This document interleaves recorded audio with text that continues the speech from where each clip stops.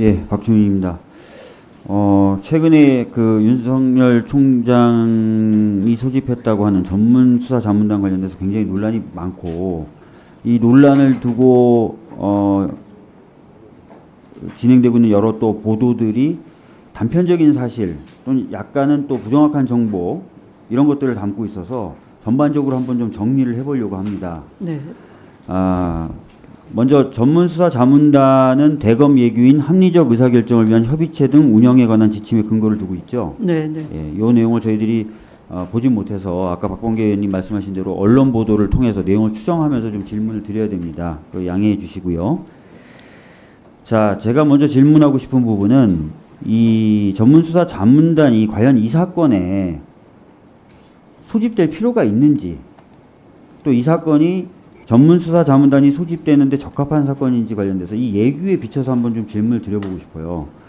우선 이미 언론에도 많이 보도됐지만 피의자는, 수사를 받고 있는 피의자는 이 전문수사자문단을 소집 요구할 권한이 있습니까, 없습니까? 없습니다. 네, 그래서 만약에 이렇게 피의자가 소집을 한 경우에 그 소집 요구가 받아들여져서 소집이 되면은 향후에 부정적인 선례가 될 수도 있다라고 장관님께서 걱정을 하셨던 거죠? 네. 예, 알겠습니다. 두 번째로 이 그 예규에는 이 전문수사자문단의 활용 목적을 중요 사건의 수사 또는 처리와 관련하여 대검찰청과 일선검찰청을 비롯한 복수의 검찰청 상호 간에 다양한 의견이 존재하여 전문적인 자문을 바탕으로 협의가 필요한 경우로 예정하고 있다고 하는데 맞습니까? 네, 그렇습니다. 네.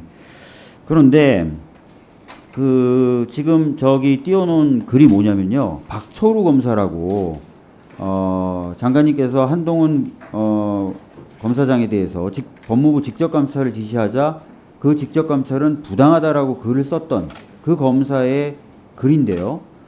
그 검사가 지적하고 있는 것을 좀 보면 우선 지금 수사팀이 확보하고 있는 여러 가지 증거들이 있고 협박 성립 여부 등에 대해서는 법원의 판례가 명확한 판단 기준을 제공하고 있기 때문에 굳이 협박죄가 성립하는지 등에 대해서 이 자문단을 소집할 필요는 없는 것 아니냐라는 의견을 제시하고 있어요. 어떻게 생각하십니까?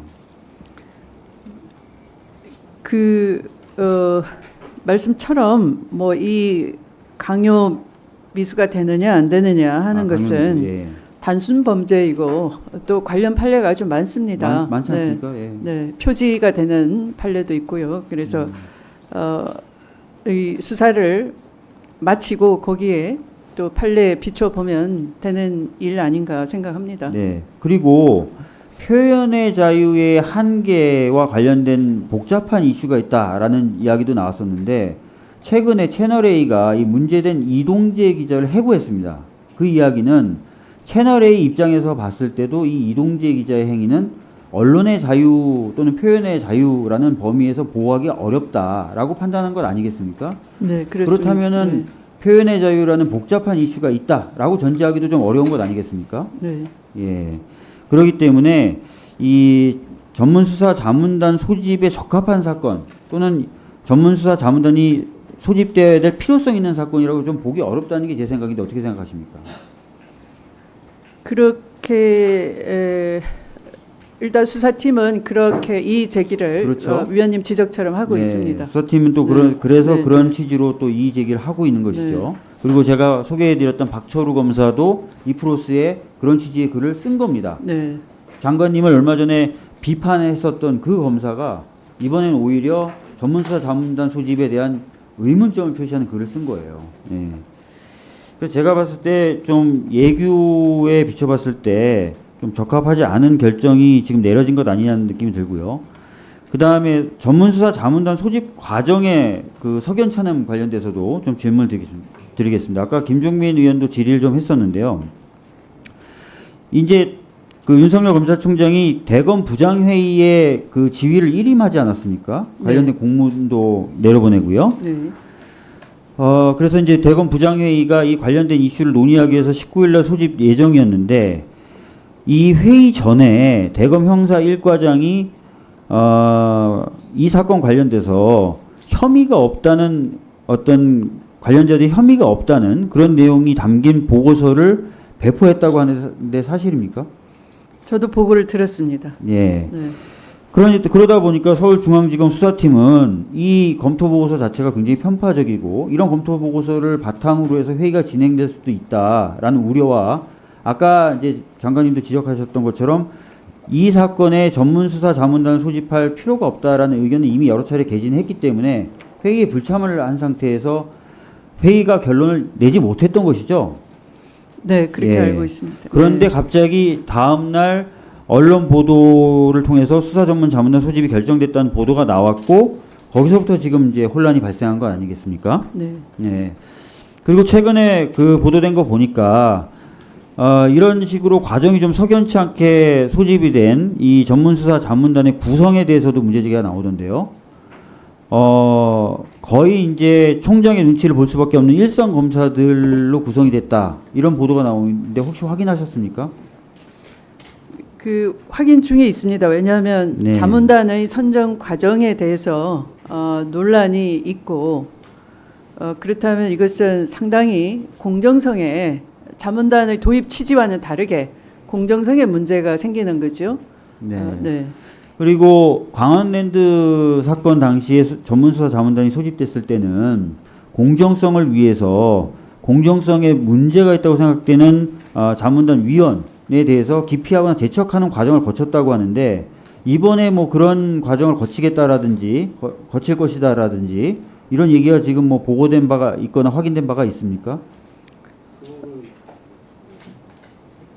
답변하십시오. 네. 검찰국장입니다. 그 부분은 장관님께 보고는 거기 왼쪽에 마이크 드리세요. 네, 인적 사항을 먼저 말씀하시고. 저 검찰국장 조남관입니다. 그 상세 부분은 장관님께까지 다 보고를 드렸습니다만 장관님이 기억에 좀 한계 때문에 제가 구체적으로 좀 의원님들 궁금하시는 부분에서 말씀드리겠습니다. 수사자문단 위촉 관련돼서 그 규정에 보면 관련 부서가 대검 형사부고 수사팀이 중앙지검입니다. 그러면 양쪽에서 위원을 추천을 하게 됩니다. 그 이전에 3번 정도 있었는데 그동안에 관례가 그렇게 했고요.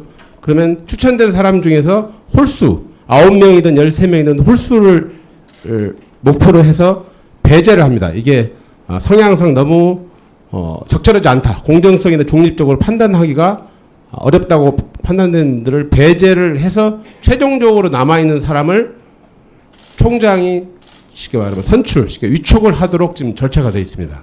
그런데 이번에는 중앙지검 대검 형사부에서 추천을 했고 중앙지검 수사팀에서 추천을 안 했기 때문에 반쪽짜리 지금 위촉이 된 상태입니다. 반쪽짜리 추천이 된 상태입니다.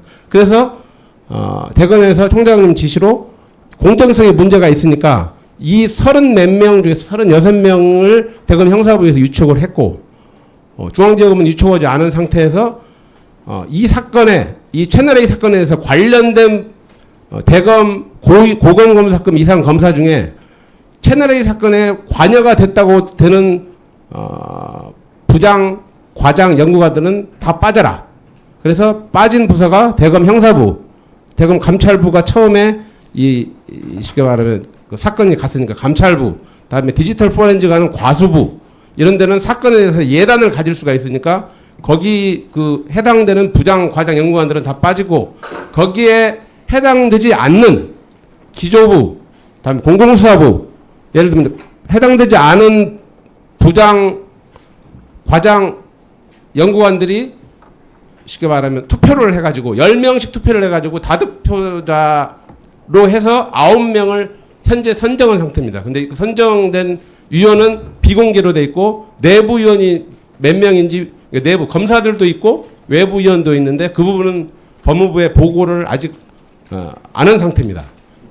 이건 비공개 지침상에 의해서. 그래서 근데 그 과정에서 부장들이 패싱됐다는 말이 있습니다. 유촉. 그 부분은 그 회의를 하는데 부장들 3명이 자기네들은 부장 회의 때 전문 자문단 소집 결정을 내부적으로 결정을 하지 않았기 때문에 여기에 대해서 자기네들은 의사표명을 하지 않겠다 해서 투표 과정에서 빠집니다.